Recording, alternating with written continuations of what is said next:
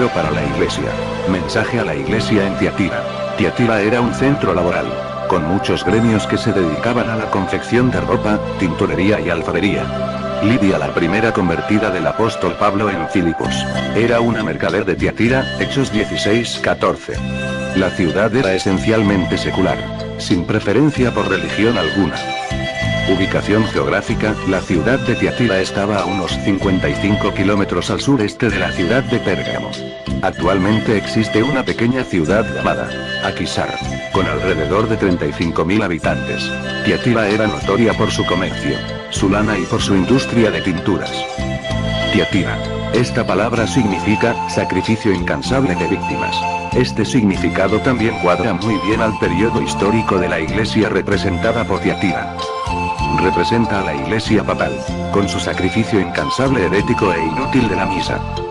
El sacrificio de la misa es el ritual más importante y elevado de la Iglesia Católica Romana, pero a la luz de las Sagradas Escrituras es la herejía y el engaño más grande de esta iglesia, pues con la celebración de la misa se está diciendo que el único y todo suficiente sacrificio de nuestro Señor no fue eficaz. Además le despiertan esperanzas falsas a los que mueren de sacarlos de un purgatorio también inventado por la iglesia a base de misas y de dinero. El dogma de la misa y el purgatorio son primos hermanos en asuntos de fe católico romano, ya que se ofrece vana esperanza después de muerto, y el lugar de eternidad a través de ritos litúrgicos por la celebración del sacerdote. Todo esto es una mezcla de religión y filosofía tal como la metafísica de Aristóteles, echando por tierra e invalidando la obra expiatoria de Cristo, que es el único medio para alcanzar el perdón de los pecados, y por ende la vida eterna. Los fieles que sostenían el estandarte eran pocos. A veces parecía como que el error prevalecería por completo, y que la verdadera religión sería desterrada de la tierra. Se perdía de vista el evangelio, y el pueblo era recargado con rigurosos impuestos ilegales. Se enseñaba a la gente a confiar en las obras propias para conseguir el perdón de sus pecados. Largas peregrinaciones, acontecimientos de penitencia, el culto a las reliquias, la construcción de iglesias, santuarios y altares, el pago de grandes sumas a la iglesia. Estas eran las cosas impuestas para aplacar la ira de Dios o para asegurar su favor. En torno al fin del siglo VIII, los partidarios del Papa pretendieron que en los primeros siglos de la Iglesia, los obispos de Roma habían poseído los mismos poderes espirituales que ahora ellos se arrogaban. Los monjes inventaron escritos antiguos. Decretos de reuniones conciliares de los cuales nunca se había oído fueron descubiertos, y en ellos se establecía la supremacía universal del Papa desde los primeros tiempos. También el sacrificio incansable. Se puede referir a la lista interminable de los mártires cristianos, por medio de las santas inquisiciones. Los fieles que edificaban sobre el seguro fundamento, 1 Corintios 3, 10, 11, estaban perplejos, cansados de la lucha constante contra la persecución, el fraude y todos los demás obstáculos que Satanás podía inventar. Algunos que habían sido fieles se descorazonaron, por causa de la paz y la seguridad de sus propiedades y de su vida, abandonaron el seguro fundamento. Pero otros no se dejaron intimidar por la oposición de sus enemigos. El Hijo de Dios. Aquí Cristo usa su título supremo, y establece su autoridad suprema sobre la autoridad jerárquica, desarrollada en la Iglesia, y su autoridad para juzgar como el verdadero juez justo del universo.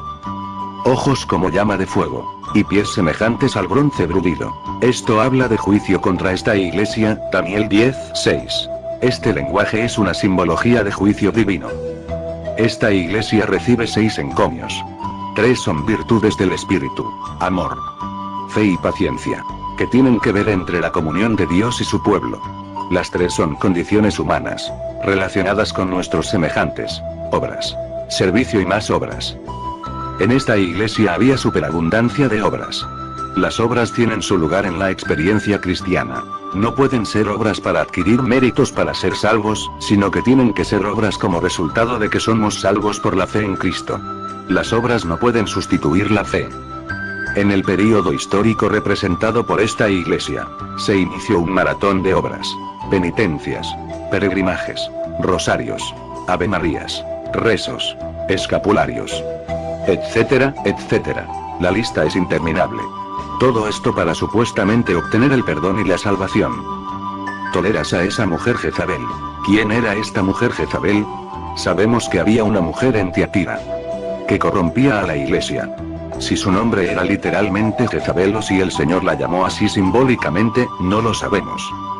Jezabel significa púdica, pero de púdica solo en apariencia, pues seducía a fornicar. Esto nos hace pensar a Jezabel del Antiguo Testamento, la mujer del rey Acab, quien era mujer pagana, idólatra, malvada y cruel, casada con el rey del pueblo de Dios. Corrompió a Israel en el paganismo, asesinó a muchos profetas de Dios e introdujo la hechicería. Esta mujer Jezabel reclamaba ser profetisa. Ya en mensajes anteriores el Señor dice: hay los que dicen ser apóstoles y no lo son, hay los que dicen ser judíos, y no lo son. Esta falsa profetisa enseñaba y seducía a fornicar y a comer cosas sacrificadas a los ídolos. Dios llama a la idolatría fornicación, adulterio, o sea infidelidad a Dios. Segunda de Reyes 9, 7 al 10. Y su personalidad de Jezabel se encuentra en Primera de Reyes 21. Jezabel, por lo tanto, representa la idolatría introducida en la iglesia. La Roma papal se desarrolló en este período de la historia de la iglesia, representado por Tiatira. El romanismo es idolatría y mariolatría. El jezabelismo ha seducido a sus devotos y los ha desviado de Cristo para dirigirlos a María. Ha sustituido la obra consumada y perfecta del Señor Jesucristo en la cruz del Calvario. Epístola a los Hebreos 10, 10 al 14. El sacrificio incansable. La creencia en la misa es vana para el hombre que muere en pecado, es herético, pues suplanta la obra expiatoria de Cristo. Dentro del sistema del romanismo, la adoración a María es un elemento vital en el culto mariano, desplazando a Jesucristo del lugar que le pertenece como único Salvador, y quien merece adoración en espíritu y en verdad. El culto de las imágenes se hizo general. Se encendían velas ante ellas.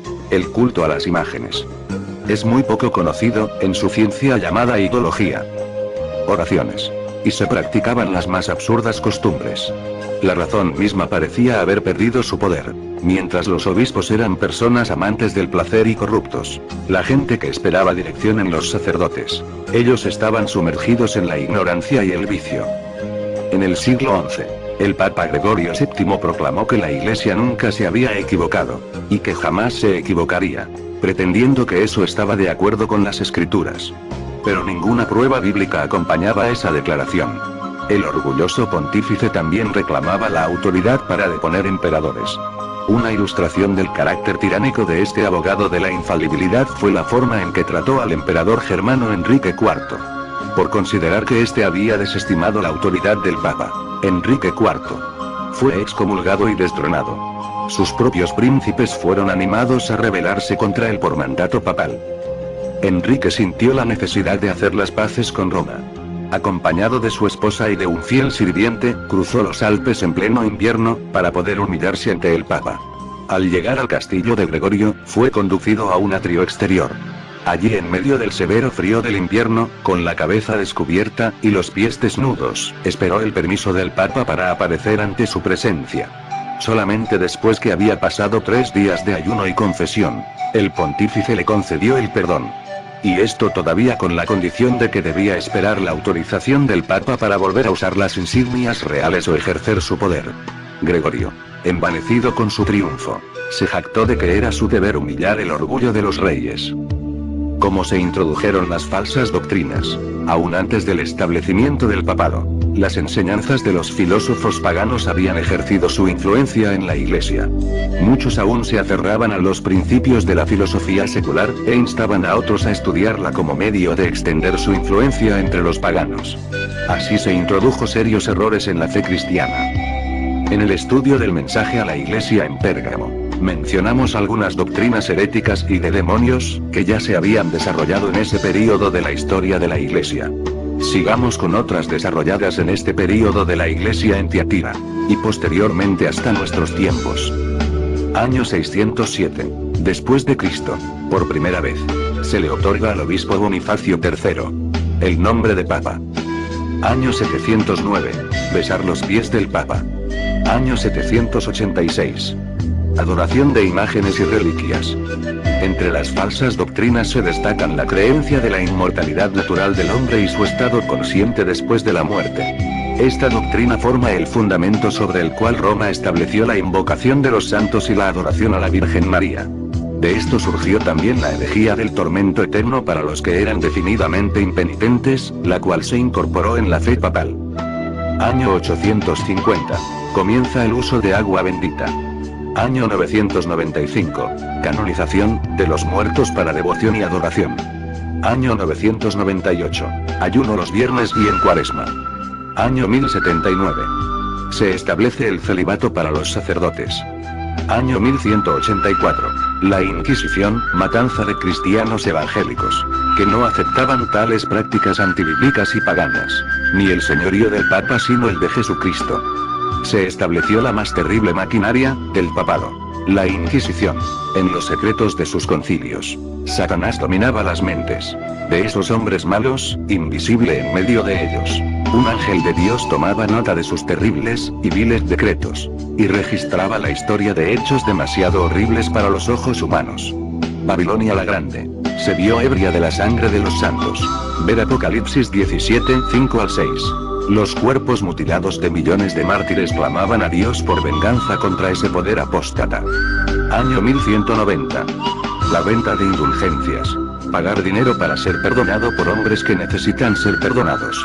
Se vendía el cielo. Aún se necesitaba otra impostura para permitirle a Roma sacar provecho de los temores y los vicios de sus adherentes. La doctrina de las indulgencias se prometía la completa remisión de los pecados pasados, presentes y futuros a todos los que alistaran en las guerras del pontífice para castigar a sus enemigos o para exterminar a aquellos que osaran negar su supremacía espiritual. Mediante el pago de dinero a la iglesia, las personas podían liberarse de sus pecados y también liberar a las almas de los amigos muertos que sufrían en las llamas atormentadoras. De esta manera Roma llenó sus cofres y sostuvo la grandeza, sus lujos y vicios de los pretendidos representantes de aquel que no tenía dónde reclinar la cabeza. Año 1215. Transubstación. Cambio de la sustancia de pan y de vino en la del cuerpo y la sangre de Jesucristo, en forma literal. La institución bíblica de la Cena del Señor fue reemplazada por el sacrificio idólatra de la misa. Los sacerdotes papales pretendían convertir la Santa Cena en el verdadero cuerpo y sangre de Jesucristo. Año 1220. Adoración de la hostia. La oblea que ofrece el sacerdote del sacrificio de la misa, que según dicho ritual, es el cuerpo de Jesucristo. De este modo se invalida el único sacrificio de Jesucristo en la cruz del Calvario. Año 1229. La Biblia es prohibida a los feligreses. Año 1439. La copa es prohibida a los feligreses. Año 1439. Enseñanza del purgatorio establecida. Estaba preparado el camino para otra conversión del paganismo, el purgatorio, empleado para aterrorizar a las multitudes supersticiosas. Esta herejía afirma la existencia de un lugar de tormento, en el cual las almas de los que habían merecido la eterna condenación de la impureza, son admitidas en el cielo. Año 1439. Los sacramentos. El bautismo de niños. La confirmación. Confirmar en la fe católica el supuesto recibimiento del Espíritu Santo. Eucaristía, la herejía de la misa. Penitencias, pena o castigo que impone el confesor al penitente. La extrema unción, liturgia para los moribundos. Matrimonio para los feligreses, y prohibido para los sacerdotes católicos. Año 1508. El Ave María aprobada como rezo. Año 1534. Fundado la Orden de los Jesuitas, asesinos de cristianos. Año 1545.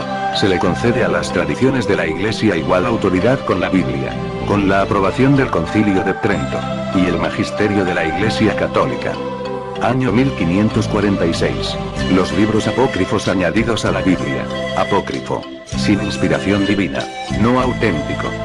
Las sociedades bíblicas, al parecer, coqueteando con el falso ecumenismo del sistema católico, y sin ninguna autoridad de parte de Dios.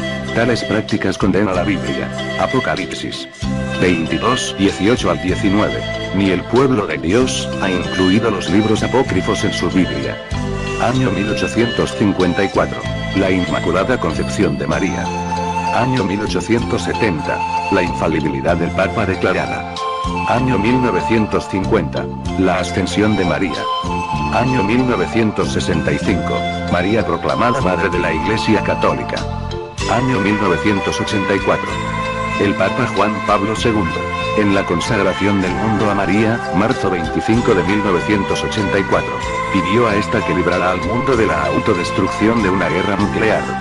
Al terminar la misa de consagración, el Papa pronunció una plegaria poniéndose de rodillas ante una imagen de la Virgen de Fátima.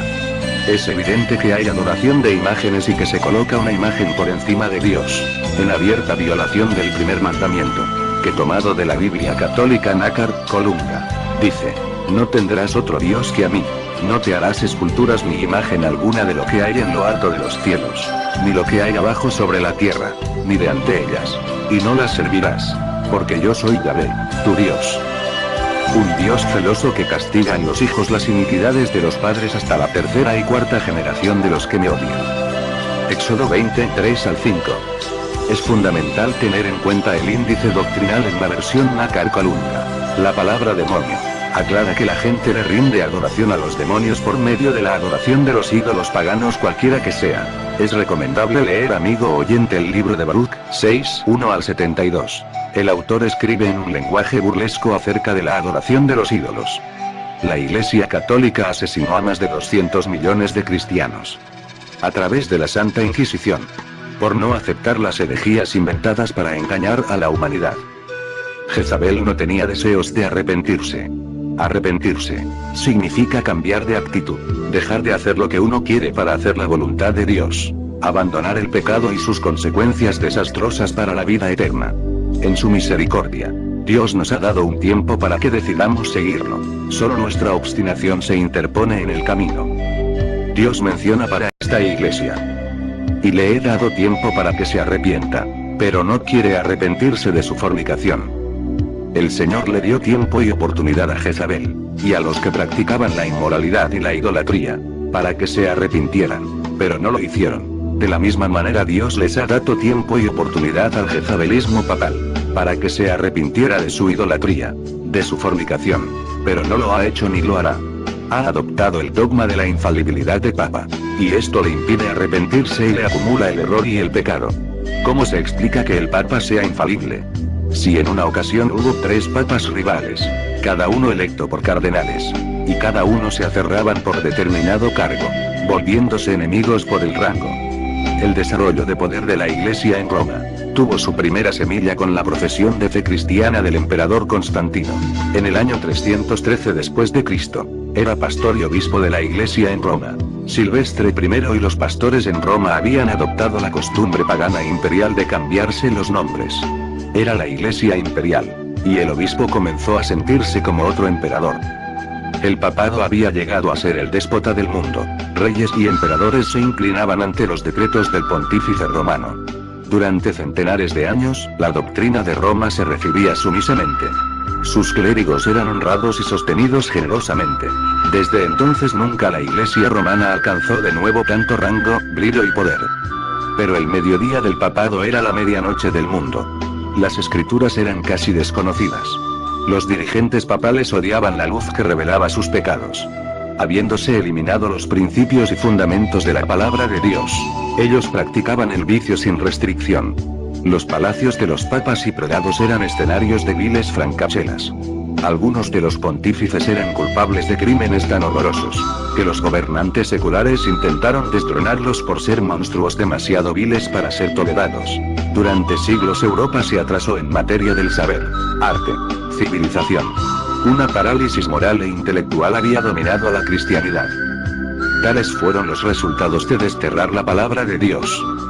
Luego hubo un obispo con el nombre adoptado, Bonifacio I, 418-422 después de Cristo. Luego hubo otro Bonifacio II, 530-532 después de Cristo. Y más tarde otro obispo fue nombrado, Gregorio I, 590-604 después de Cristo, con quien la autoridad y el poder de la Iglesia en Roma se aumentó considerablemente. Y muy bien se puede afirmar que este Gregorio I fue quien preparó todo para la creación final del papado. Después de Gregorio I, vino otro obispo, Sabiniano, 604-606 después de Cristo, y entonces es que comienza propiamente la lista de los papas con Bonifacio III, 607-608 después de Cristo, y hasta la actualidad han transcurrido más de 200 papas.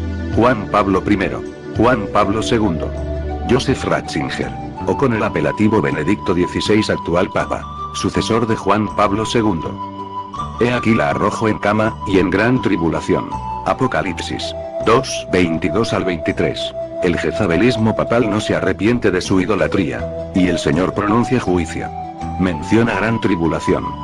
De hecho, la Roma papal, con todos los que se unan o identifiquen con ella, la Iglesia ecuménica y apóstata, pasará por la gran tribulación. Y a sus hijos heriré a muerte. Y será durante la tribulación que la Roma papal, y el falso ecumenismo encabezado por Roma y por Ginebra, el Concilio Mundial de Iglesias, serán exterminados por el Anticristo, para que no haya ninguna otra religión, sino que toda la adoración sea a él, cuando se proclame el falso Dios. Las profundidades de Satanás eran las enseñanzas falsas que impartían los herejes, o la perspectiva secreta de los llamados creyentes, que garantizaban una vida espiritual profunda.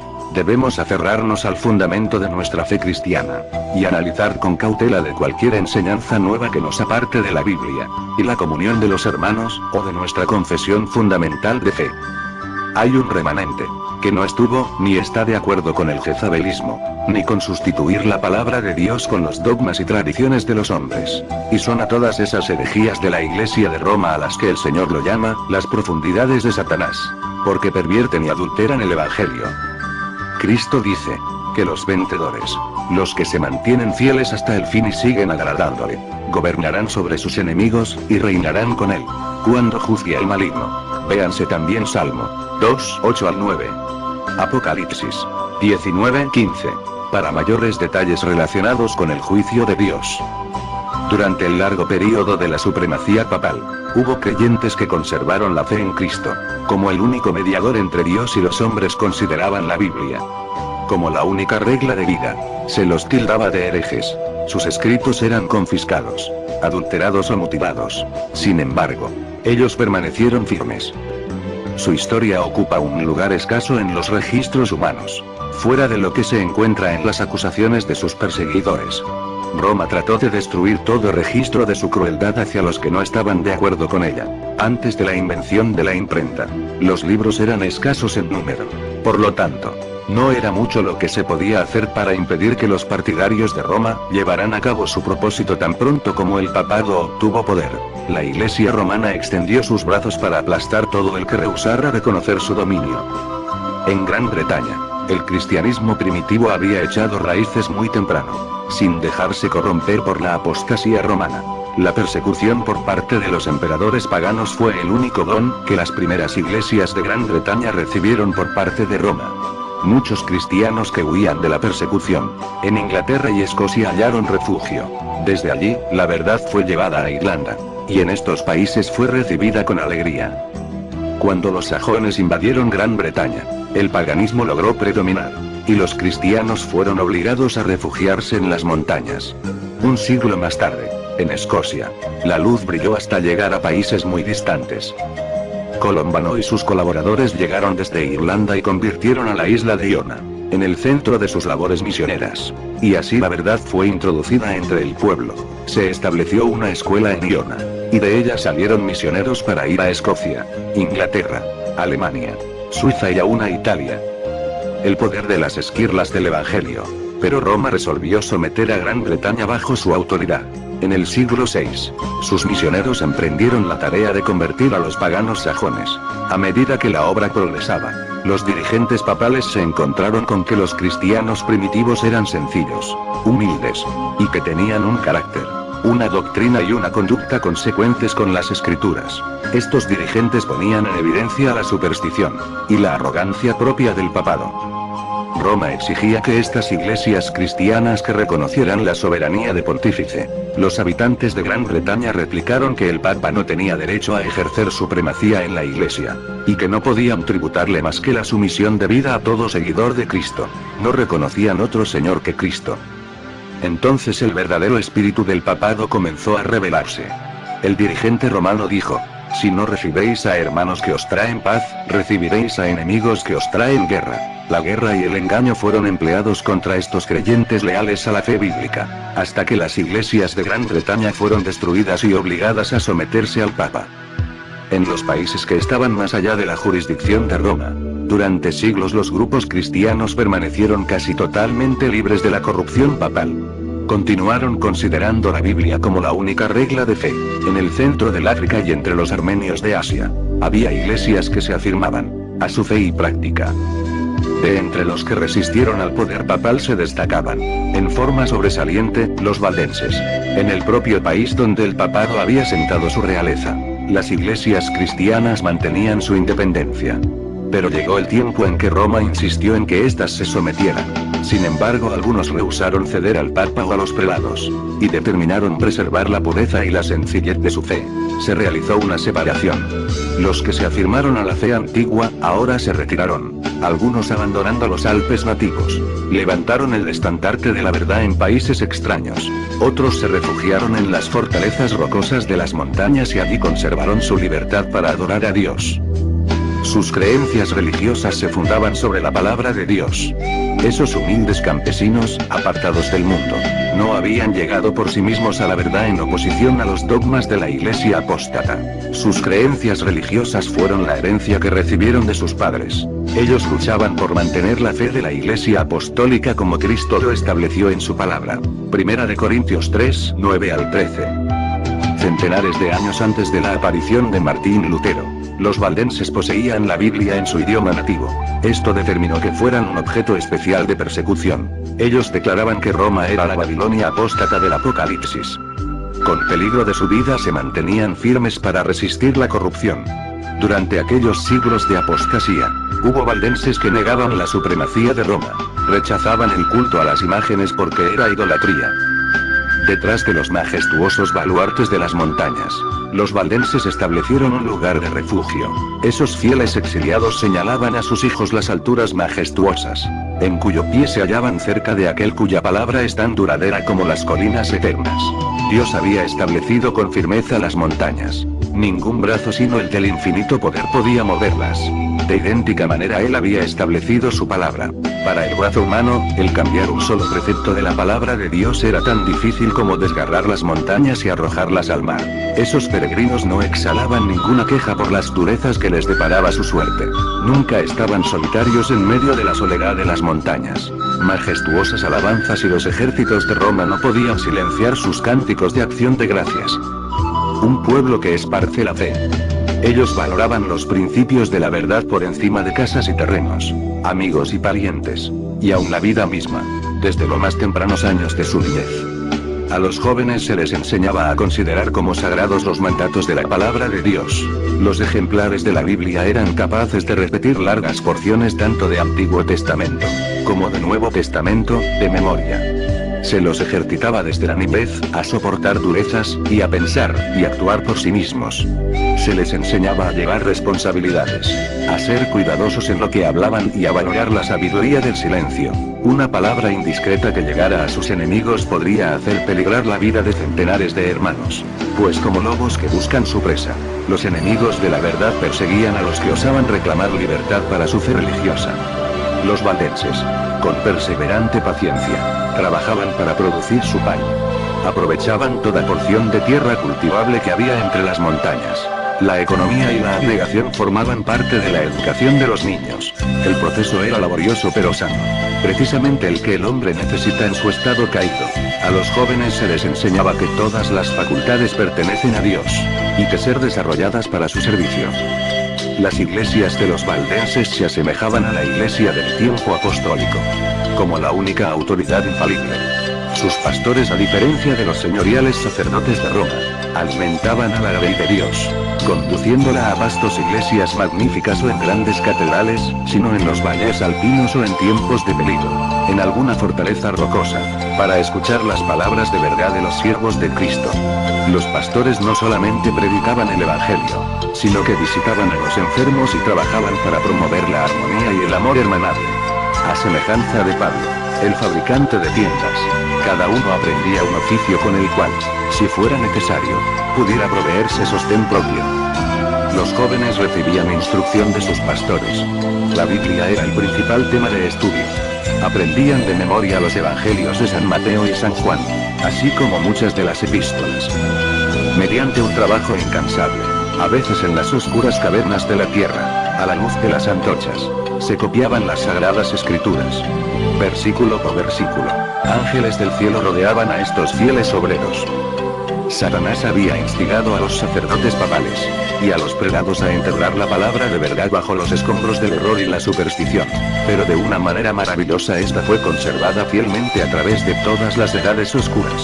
Como el arca sobre las ondas tempestuosas, la palabra de Dios hace frente a las tormentas que amenazan destruirla. Así como la mina tiene sus ricas vetas de oro y plata ocultas bajo la superficie, a los que los buscan en forma humilde y con oración.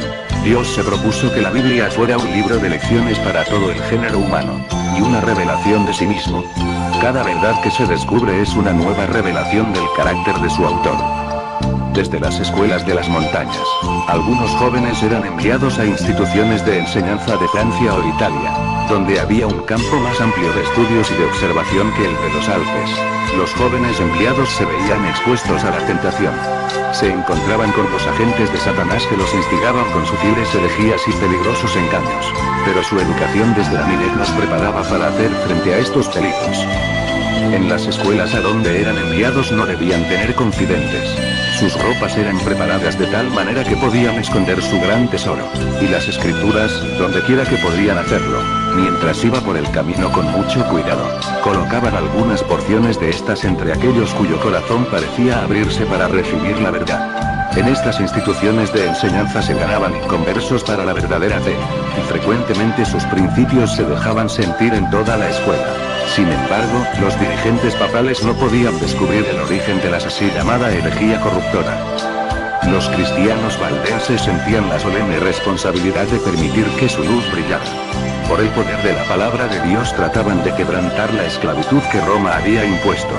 Los pastores valdenses habían de servir 3 años en algún campo misionero antes de hacerse cargo de una iglesia en su lugar nativo. Una introducción adecuada para la vida pastoral en tiempos que constituían una prueba para el alma de los hombres. Los jóvenes veían delante de ellos no la riqueza y la gloria terrenal, sino el trabajo fatigoso, el peligro y la posibilidad de martirio. Los misioneros salían de 2 en 2, como Jesús solía enviar a sus discípulos. El dar a conocer la misión que llevaban habría asegurado su derrota. Todo ministro poseía un conocimiento de algún oficio o profesión, y los misioneros proseguían su trabajo bajo el manto de una vocación secular, habitualmente la de comerciante. Llevaban cenas, joyas y otros artículos y eran bienvenidos como comerciantes en lugares donde habían sido despreciados como misioneros. Llevaban secretamente ejemplares de la Biblia, parciales o completos. A menudo se despertaba el interés de leer la palabra de Dios, y una porción de la misma era dejada para los que la deseaban. Descalzos y con una indumentaria tosca y gastada por el viaje, estos misioneros pasaban por las grandes ciudades y penetraban en países distantes. A su paso se erigían iglesias, y la sangre de los mártires testificaba de la verdad. En forma oculta y silenciosa, la palabra de Dios hallaba una alegre recepción en los hogares y el corazón de los hombres. Los valdenses creían que el fin de todas las cosas estaba muy distante.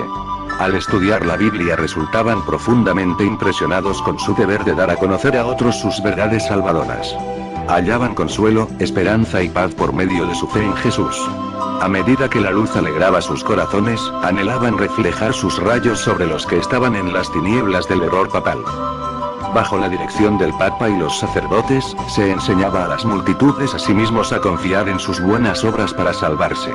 Los hombres siempre se miraban a sí mismos, su mente se espaciaba en su condición pecaminosa, y aunque afligían el alma y el cuerpo no encontraban alivio.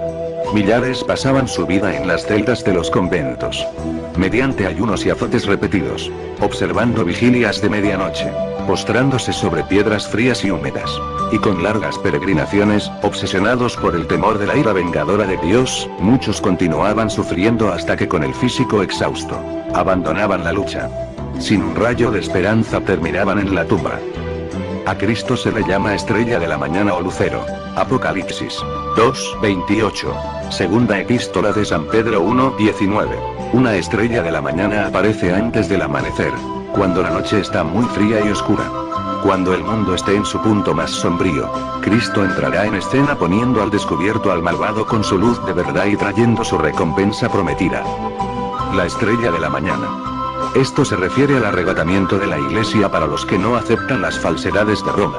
y aceptan al Señor Jesucristo como único y todo suficiente Salvador.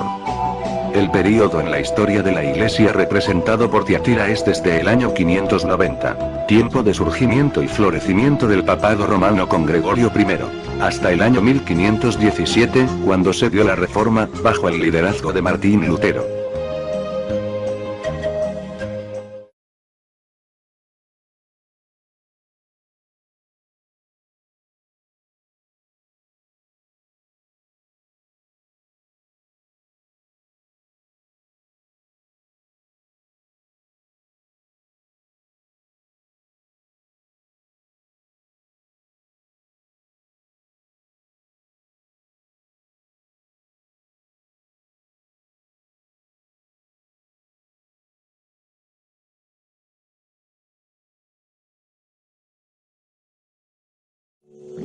Hazme brillar, Señor,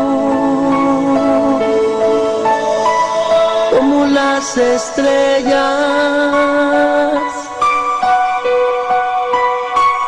Hazme brillar, Señor, junto a tu luz.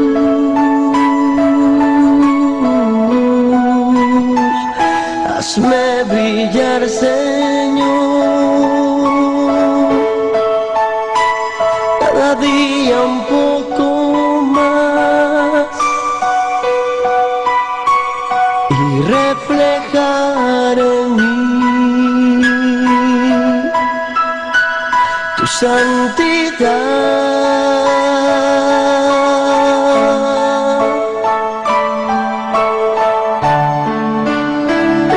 Hazme brillar, Señor,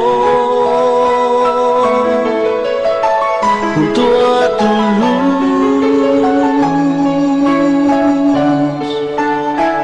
Hazme brillar, Señor, un poco más. Sí, Señor, hazme brillar. Hazme brillar, Señor, como las estrellas. Hazme brillar, Señor, junto a tu luz.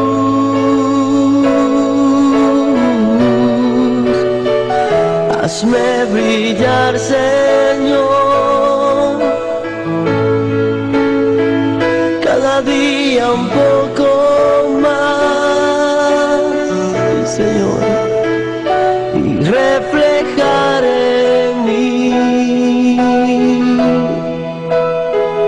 tu santidad.